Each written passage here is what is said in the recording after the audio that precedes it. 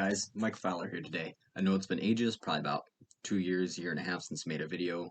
What happened was COVID was going on and it made this whole collecting shit very difficult. As many of you may know, the market for gas masks was destroyed by COVID. It is finally starting to bounce back here, which is why I'm making my new line of videos. I am up to about 32 gas masks in my collection, give or take. I have a whole bunch more now. I have been collecting in the pause. I'm going to redo all my old videos. Not only that is there are going to be new videos every other week for the next little bit, and we're just going to test run it, and if it goes over well, then it goes over well. But the subject of today's video is the Swiss M74, or SM-74 rather. Now, this gas mask was used in Switzerland, clearly as I just mentioned, by the Swiss military. This is one of my personal favorite gas masks. If you get the chance to pick one of these up for a decent price, I would highly recommend it. And I'll get into why in just a moment. So, first features we get with the mask are as a 5-point head harness. It's got circular eyepieces. This right here is the exhale valve, and this is the Swiss gas mask's filter. Very weird looking design filter, I'd say.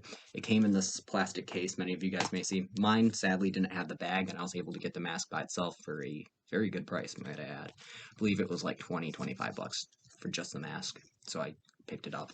They also do come with like a bit of a cleaning kit for the mask. It comes in a little metal tin. I've seen them before. It was used by the Swiss military, I believe, and then it was switched over to civil defense. Now, I'm not entirely sure on that, the complexities of the subject as a whole, but I believe it was mainly used by the Swiss military up until the 90s when it was replaced by the SM-90, which is what I think the mask is called. I may be wrong. You guys can correct me in the comments, and I apologize if I am. Just a little rusty on the subject because it's been forever since I've really done a whole bunch of research. But the head harnesses are connected with these metal points. And the metal points are actually really nice, and they're good for adjusting. The head harness reminds me of the the Canadian C3 gas mask. I'm pretty sure they're the exact same elastic. Now, as many of you guys may not know, I prefer elastic head harnesses. I got longer hair, it doesn't pull it as much, but I figure most people do as well. This has them, which is very nice. We'll get into the inside of the mask, and then we'll get into the inlet port. So, the inside of the mask is very rudimentary, very simple. You got your exhale valve right there, your TSO tubes, and your deflectors right there. You got these little crimps so you can put eye inserts in. And then you got your inlet valve, or inlet assembly right down here. Not much markings on this mask. Only markings I do have are a 17 on the inside of the mask, and I do believe it has something somewhere on here. Oh, yes. So, I'll show you it. It says 0368. So mine was made in 68, I suppose. I guess it was made previous to 76, so I guess mine's an early one, perhaps. It's a size large, lot 17, I suppose. This doesn't come apart. It comes apart from the inside, and what's really, really... I've never seen this before on a gas mask, so many of you guys might be interested to know this. So this here twists, right? And it comes off. And you can literally pull this entire assembly out and clean it or change the valve. I'm not messing with it, but if you look real closely there's a little hook right about there.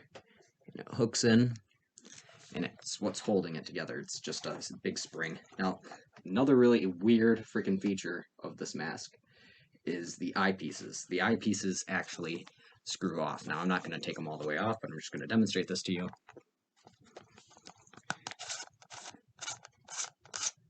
You can screw the eyepieces on and off. I'm not sure why that is. So we're going to throw the filter back on her, and we're going to do a demonstration for you. Generally, these masks are priced around the $30 to $40 price range. Like I said, highly recommend if you do see them. Swiss gas masks as a whole are very good, from what I understand. I sadly only own this one, but I would love to own a SM-67, I believe is what it's called. And it's like this, but without the exhale port here, and it's down here instead. It's really kind of looks like an Israeli civilian, if you guys know what I'm talking about. But here, I'll demonstrate for you. So you can actually hear fairly good in this gas mask, and I know my hair looks fucked when I wear them. Yeah, it doesn't matter. For the record, it's very, very, very comfortable. If I'm to compare it on a scale of 1 to 10, this is probably like a 9.5. Which is saying a lot for a gas mask of this era. The only real complaints when you wear it is it does fog a little bit, but it is okay when you breathe in. The voice diaphragm clearly could be better, but if you speak up, it is all right. It's very comfortable. And visibility is all right as well. So, yeah, so if you do end up seeing one of these for a good price, I highly recommend it, especially if it has the full kit with the bag and such. I wouldn't necessarily call these rare, but I would call them uncommon to see for a decent price.